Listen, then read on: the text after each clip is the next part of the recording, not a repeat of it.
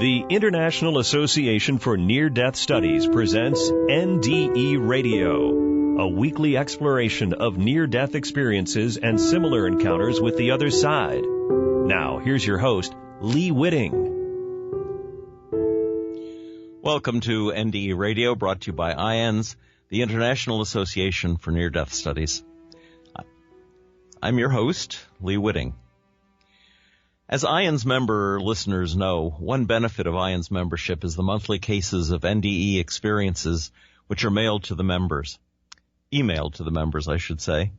Listeners also know I dive into these cases from time to time to give you a taste of the kinds of stories that are submitted by the experiencers, and also to encourage any of you NDEers who have not written up your experiences for IANDS that you really should write down and submit these important memories to IANDS. And send a copy to me as well if you'd like to tell your story right here on NDE Radio. The first story comes from July of 2017, the second from January of 2018, the third from March of 2016, and the last, if we get to it, from May of 2017. In this first account, a woman describes two low blood sugar events, both of which resulted in near-death experiences. In the first, she leaves her body and finds herself above a beautiful landscape, then heads toward a tree, but she's told she cannot go now. She experiences a struggle to get up and over the top of a mountain with her husband and two children, as well as voices assisting her in spirit. In the second episode, she meets three people and feels incredible love, but is told to breathe, at which point she returns to her body. While she is out of her body, her fiancé wakes to find her body cold with labored breathing and walks her body around the room trying to wake her and get her to breathe again until finally she returns and breathes deeply. It's interesting that she can be outside her body even when it is still functioning, though in an impaired way. After these experiences, she feels certain she's being watched over and will be found and helped whenever her blood sugar is too low again. And here's her account. I was on my way home from work. It was a very hot day. I had never had low blood sugar before, so this was something new for me and my family. I got off the bus and was walking up the steps to my house. I thought I never made it into the house. To this day, I thought I was outside because it was bright and warm and the sun was shining. I could hear a female voice leaning over me and calling my name and asking me if I was all right. When I would look up, I could see a profile of a face, but the face was different colors, bright colors. Today, I just now asked my sister if I was outside, and she told me I had come inside, and my father noticed I wasn't myself and called the ambulance. All this time, I thought I was outside because it was so real to me. To continue, when I woke up, I was in the intensive care emergency room. A nurse had just walked in and asked me how I was doing and if I wanted some orange juice. I told her, fine, and yes, I would. I remember lying there and closing my eyes. The next thing I remember is sort of floating over this beautiful landscape of green grass and the most beautiful flowers I've ever seen in my life.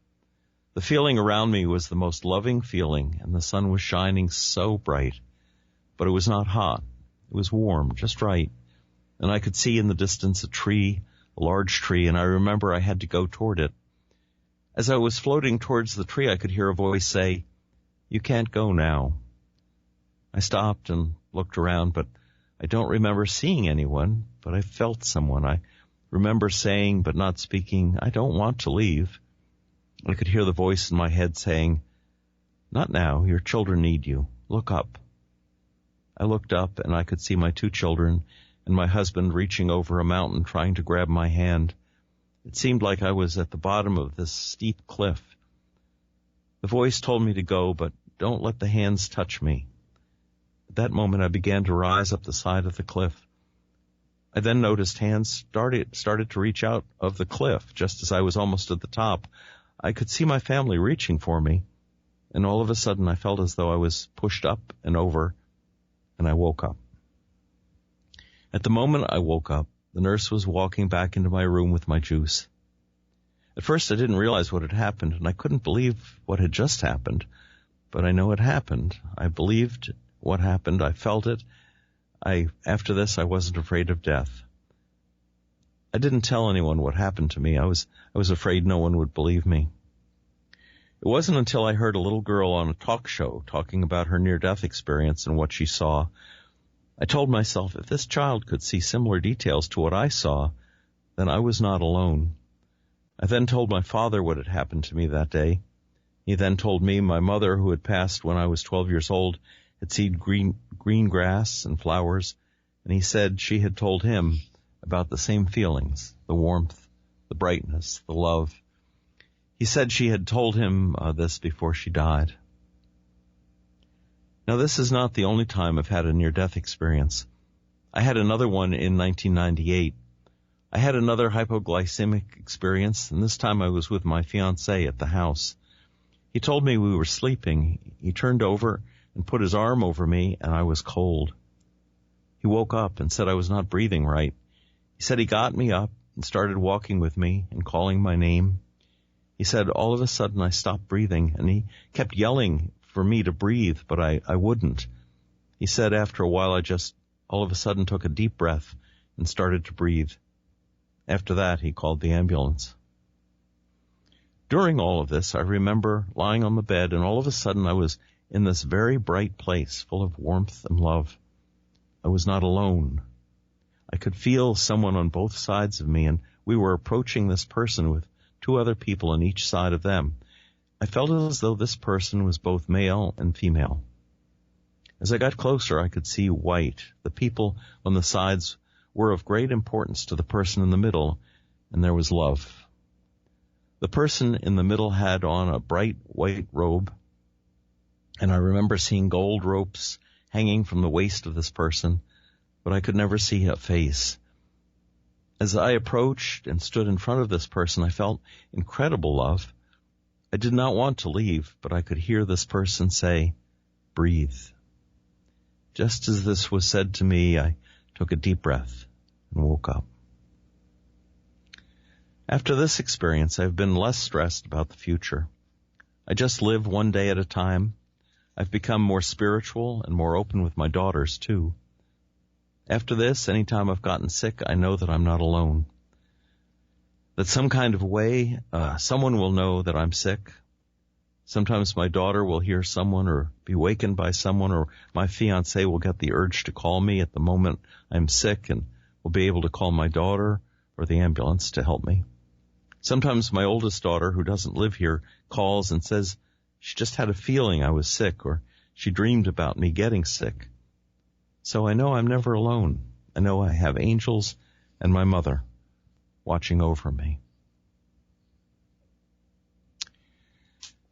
And there ends our first report. Now, in this account, a young woman almost dies following a Cesarean section due to bleeding. She shares what it was like to die and what she saw and heard before she came back into her body, full of pain. Although her stay was short, she heard from her friend's deceased mother and saw a butterfly.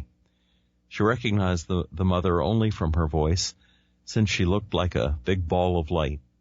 The mother gave her a message for her own daughters. After this young woman returned, she was told she was very lucky, but it was hard to be back because people didn't understand or believe her. She began looking for answers, and the information she discovered on the IANDS website made it easier for her to adjust.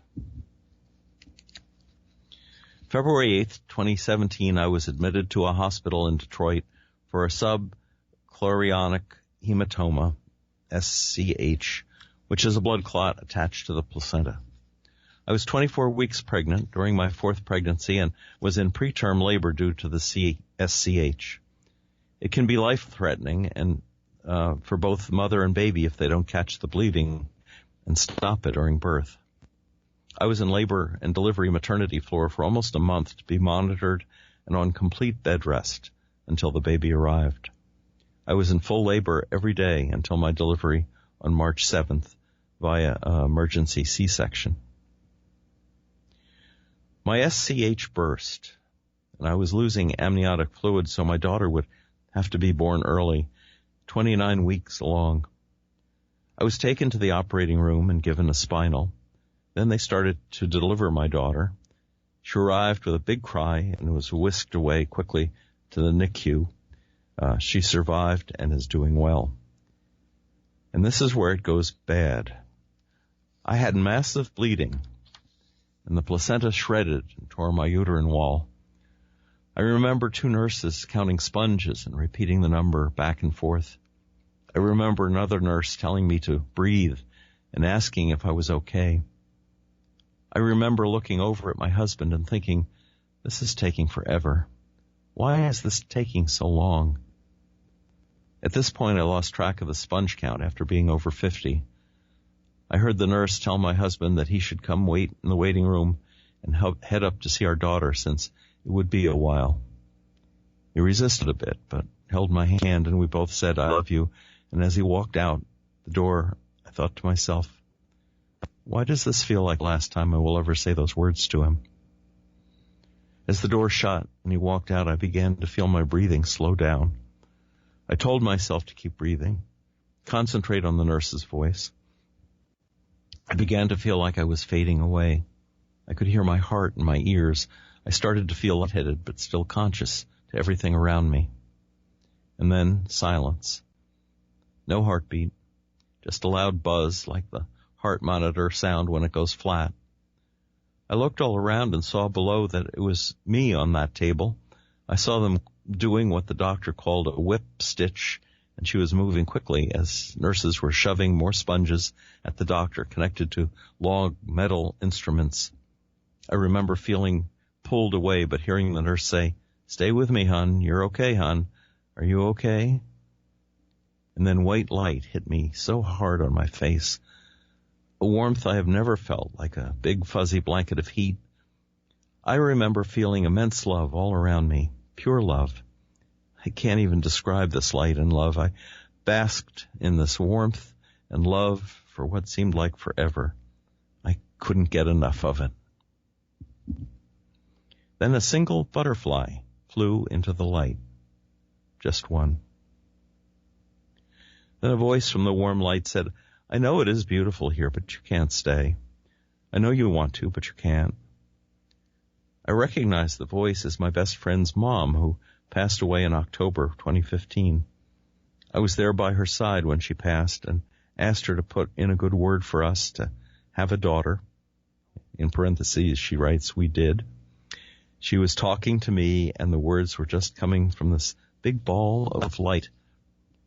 No face, just her voice was familiar to me. She continued saying, please go back. Your boys need you. Your husband needs you, and that beautiful baby girl needs her mama. Say hi to my girls, give them a hug and kiss for me. Tell them I miss them so much, but I am okay, and they will be too. I remember thinking, but this is so beautiful, the light, the warmth, the beauty within the light and love, and was more than earth could ever be. I didn't want to go back, but as I was thinking this, I felt like I was being sucked back into the darkness, like a backwards motion of being sucked back into my body. I woke up with this calm feeling that I was going to live and get through this. I remember feeling pain again when I was awake after my experience. I'd never felt so much pain in my life. It was excruciating. It was the anesthesia wearing off, and they were still working on me. I asked the nurse if she had put me under, and I was coming out of the anesthesia, and she said, no, hon, you just have the spinal. We can't put you under right now. We need you aware and awake. We almost lost you. Then I told her I felt like I was going to pass out from the pain. I woke up in recovery, surrounded by my family, and thought I had died again, but I was just extremely exhausted from everything and the pain. The nurse said several times that I was pinching her thumb and pointer finger as close together as possible without touching, this close to having a hysterectomy, because they could not manage to get all of the bleeding under control. She said I was one of the very lucky ones to make it out of that type of major bleed without dying, but I was close. I asked her how close, and she replied, if I were you, I would get my medical records because your heart stopped for a minute there, but we got you back. This is the first time I've ever written my story. I've told only a handful of people because I can't even process everything a year later without feeling overwhelmed. I've started to withdraw, become angry at myself or friends and family for not understanding what happened. At first, I was such a different person. I looked at life so differently. But then I felt like this life on earth was so dark and sad, and that nothing would be like the pure love and warmth and light I felt when I was in it. I was medicated with Xanax for PTSD and medical trauma, but I didn't want to be on brain-altering medication. I'm just now starting to seek out answers, and finding this IANDS webpage helped me a lot. Some days I remember more than I had forgotten, but the main parts I wrote about above stand out every single time I close my eyes. I'm so glad I'm here to watch my babies grow up and spend more time with my husband and family and friends. I'm more involved in my kids' lives instead of always working. I help bring supply bags to the NICU for families. I try to be a better person because that is what is important in life. Really nice story. Well, our third account describes the drowning of an 8-year-old. Although the experience faded from her memory, it was recalled later, at which time she realized that it had influenced many aspects of her life. When this happened to her, she had not heard anyone speak of such things, so she kept it to herself. Fortunately, today, more and more people are hearing of near-death experiences and don't have to spend years wondering if they are the only ones to have had one. Whether we remember them or not, they may influence our lives in many ways. She writes, I was 8 years old attending a sleepaway camp in Sag Harbor, Long Island, New York.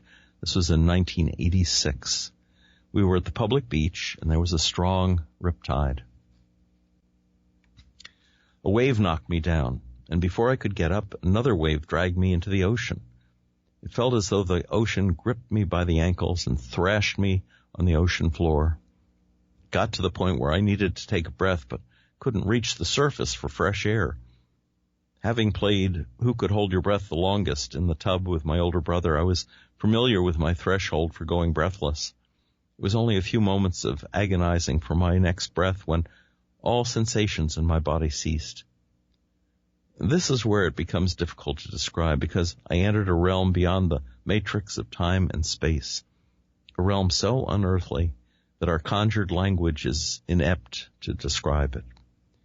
A narrative, almost by definition, exists in some sort of chronology, though my experience defies time, hence the difficulty in explaining. Regardless, I will try. When my bodily sensations ceased, my consciousness remained fully intact. I could only describe the feeling as floating, peaceful, euphoria. I was gravitating toward an incredibly bright light, brighter than the sun, brighter than the naked eye could perceive. To human eyes, the light would be blinding. There was also a sensation of warmth and love, a sensation of connection so deep and peaceful. The only loose analogy I could make is perhaps the feeling of being a suckling infant in the warm embrace of your mother. While I am floating in this experience of nirvana, it occurs to me, wait a minute, I don't have to breathe anymore. I know humans need to breathe to live, so is this death? Oh my God, this is death. Wow. But I think we both know there is more work that I need to do in this incarnation. I feel as though I'm having this conversation with a higher entity, a loving judge. And then she writes the source in quotes.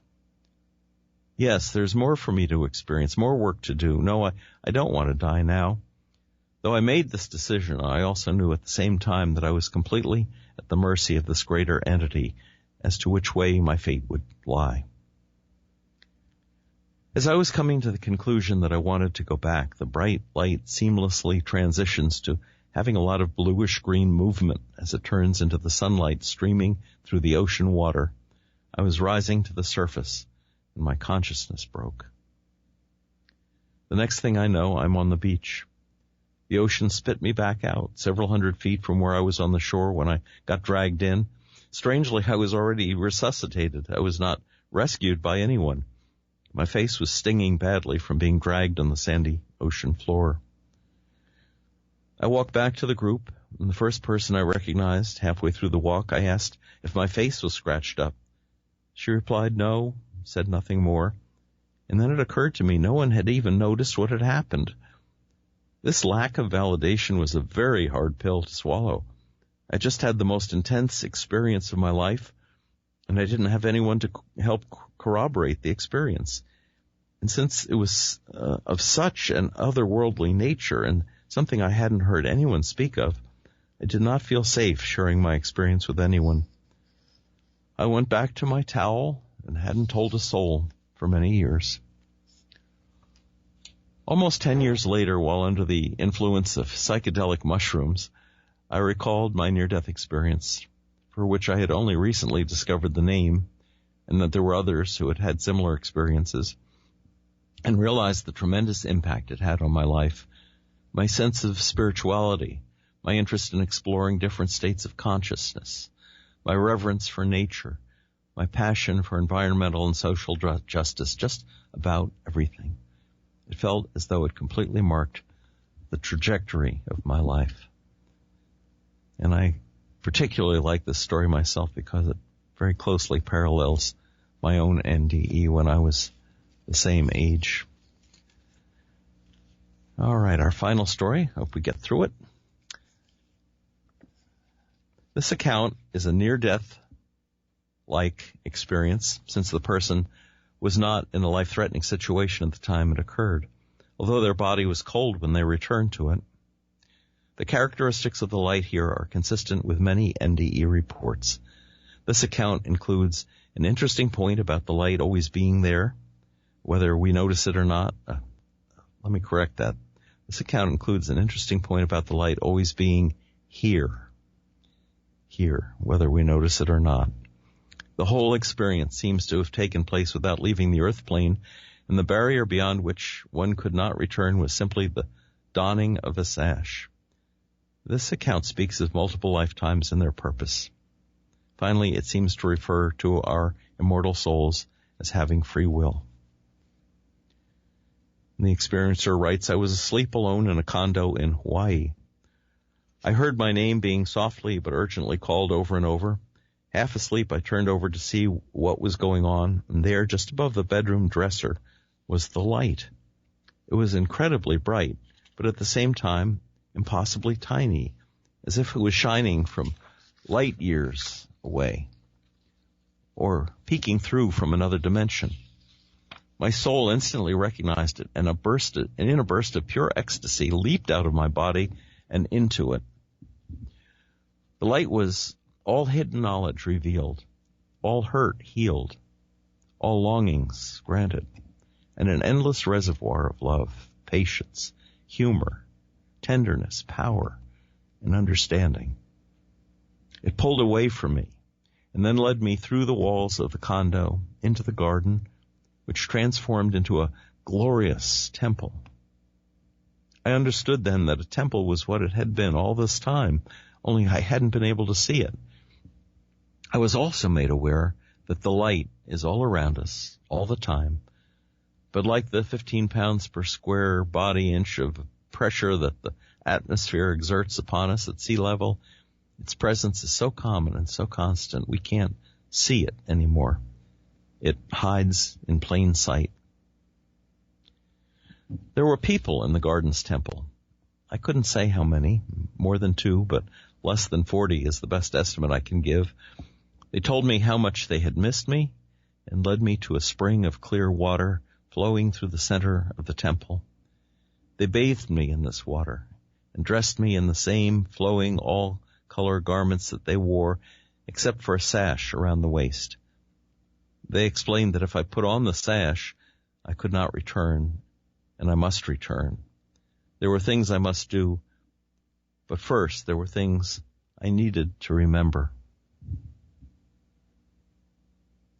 This was the thread that ran through the entire episode. Remember, none of us are new to this plane of existence. I was taken to an ornate chair upon which rested an enormous book. One of the men opened it and pointed to a page. Each page was a separate life. Each page flowed into the next, more like a video than a book. What I was shown was specific to me, and it was not something that I share with others. However, my guides explained to me that for everyone, life could be considered a very serious game. I can only describe it as an eternal game of chutes and ladders. We are free to pull one another up or push one another down, and each choice we make in our lives acts to secure a particular place on the game board. Less flippantly, we are reborn again and again to experience all that there is to experience, both good and bad, including love and hate, tenderness, abuse, murder, suicide, birth, and death. This is so we may ultimately return not just to become one in understanding with the light, but to become a light ourselves. I was led back to my body and told I should return. This, I understood, was a choice I actively had to make. It could not be forced upon me. At the same time, I realized that everything in the universe is the sole possession of deity, except for one's immortal soul. When I returned, I felt paralyzed and could not move for roughly half an hour, and I was as cold as if I'd awakened in a snowbank. And that's where that story ends. And I was thinking, since I'd read that story about the little girl, and I didn't really, and I said it was very parallel to my own story, I thought, maybe I'll tell my story again. It wouldn't be the first time I've mentioned it. I was 7 years old. I was on the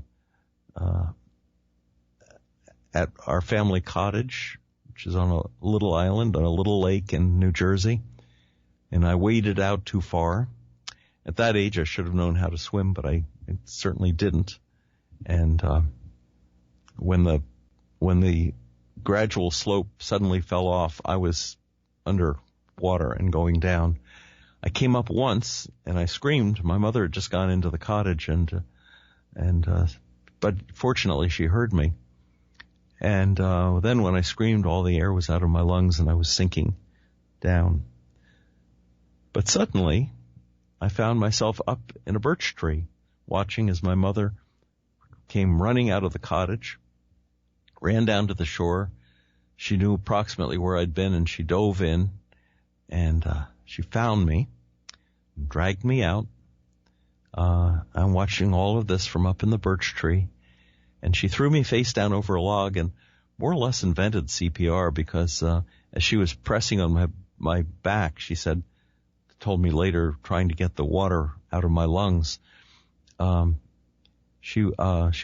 log underneath me was actually doing chest compressions, just as you do in doing CPR. And I saw off and up to my right that there was a place I could go, a light in the distance. I didn't see any angels or other beings around me, and I saw how upset my mother was, so I figured I better get back in my body. Which I did, which was very painful, because of of what I'd just gone through. And, like many others, I had, not for years told this story to anybody. Didn't even tell it to my mother, who was quite religious and I think would have believed it in an instant. But interestingly, I think I felt that, having been to Sunday school and believing that when we die we go to the other side, it didn't seem unnatural to me. It seemed like a very I want to say a perfect way to die, but it's the only way to die. And but for years, I will mention that I had this dream about sinking down, and I thought it was sinking down in the water into this blue-gray mist. And when I went back at 21, dove into the lake just to see if that's what it looks like when you're down under the water, the sun on the surface of the water spread evenly, and it wasn't dark, and it wasn't a pinpoint focus of light as I'd remembered it. And so I assumed that was just a memory of falling back down out of out of the light and into my body once again. Well, thanks for listening to the show. If you'd like to hear this program again or any of our more than 240 programs to date, go to our website at nderadio.org. For more information about IANDS and the upcoming Labor Day weekend annual conference, go to their website at iands.org. And be with us again next week, 11 a.m. Eastern, for more NDE Radio. This is Lee Witting saying thanks for listening.